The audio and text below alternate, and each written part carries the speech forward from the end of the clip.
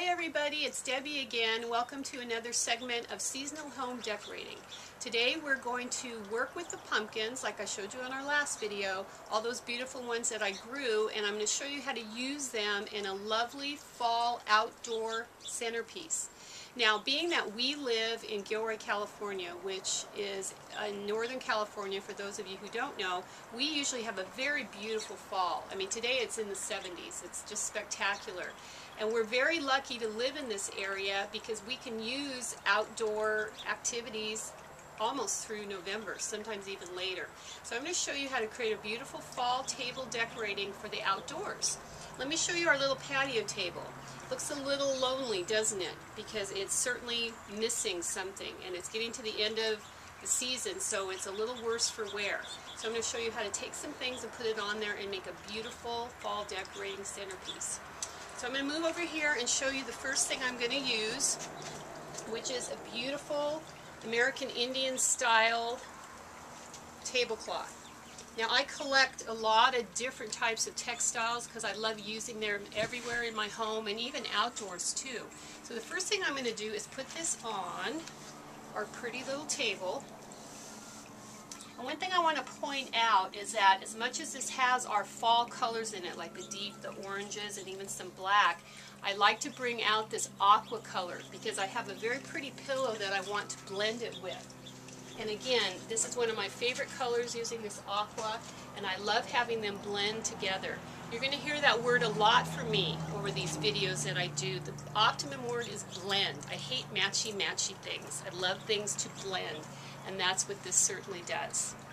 So next what I'm going to do is put some candles on here. I use candles all the time in my decorating schemes. And you'd think it's kind of obvious that I use them not only because they're so pretty, but for the light. But there's nothing like that iridescent candlelight just to give a beautiful feel to a room. In fact, one of my very favorite things, that if you don't have time to really clean your house, just light candles. Nobody will ever see the dirt. Good hint to use.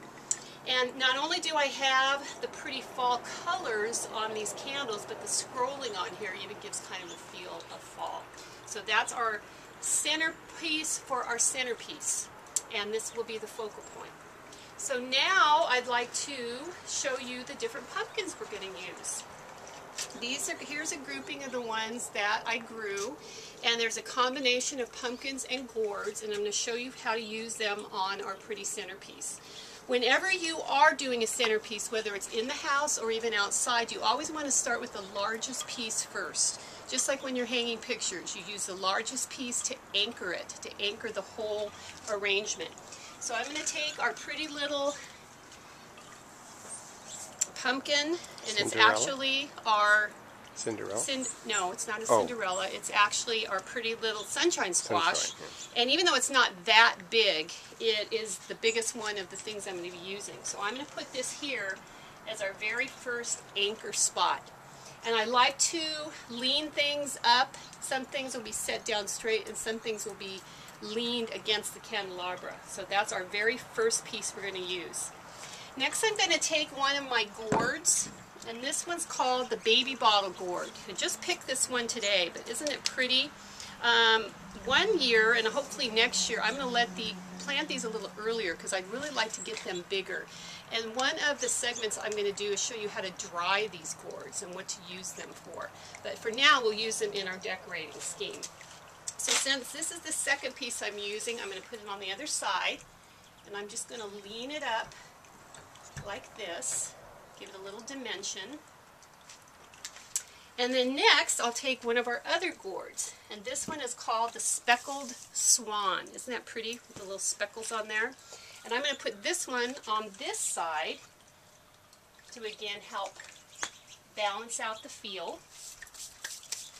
And then I will take one of our buttercup squashes, which is this pretty green one here, and I'm going to lean that on this side, and then I'm going to take the other buttercup squash. And see, you'll notice on some of the pumpkins, like I showed you last time when we did a video, is like I like to leave the stems. I think this gives a real gnarly look, and it's awfully hard to find this in the store because typically they'll cut the stems down.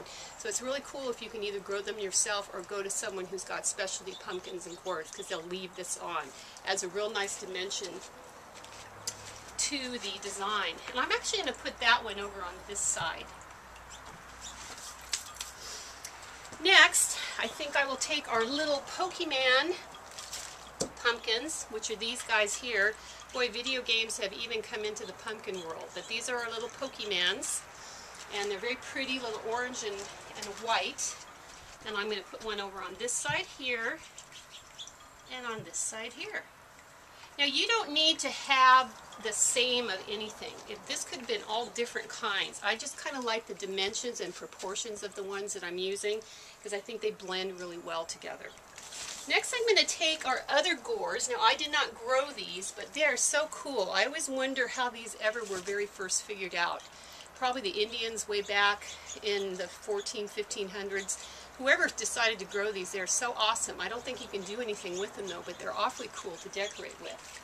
So I'm going to put one of those right here, and then the other guy I'm going to put on the other side, and again leaning it up to give it some dimension. Now, here's our other two little guys. I think this one again is probably just one of the little sunshine squashes that didn't get too big, but I love how the green striping got on the top of it. And we'll use this other guy, Sweet Dumpling. We've got one of those, which I'm going to put, I think I'll put this one right here, and I'll put this one over here, lean it up there. One thing nice too about all this, and we'll be doing this also towards the end of the month, is showing you how to cook with some of these, because they're wonderful. They're not only good for decorating, but they're also good to eat. And last but not least, I'll bring our little munchkins, and I'm going to put these as the finishing touches. I'll put one on this side and one on the other. I'll set that right there. So now you've got, with very little time and really not a whole heck of a lot of money, that you can create this beautiful outdoor centerpiece using your pumpkins, using your beautiful candles, candelabra, and the pretty tablecloth. Really adds a nice dimension for your outdoor holiday decorating. And again, when you have your seating and you have a combination of some pretty pillows that go with it, look at how it all blends together and just looks so nice and adds a nice element for your outdoor holiday decorating. So that's it for now. Have a good day. See you next time. Bye.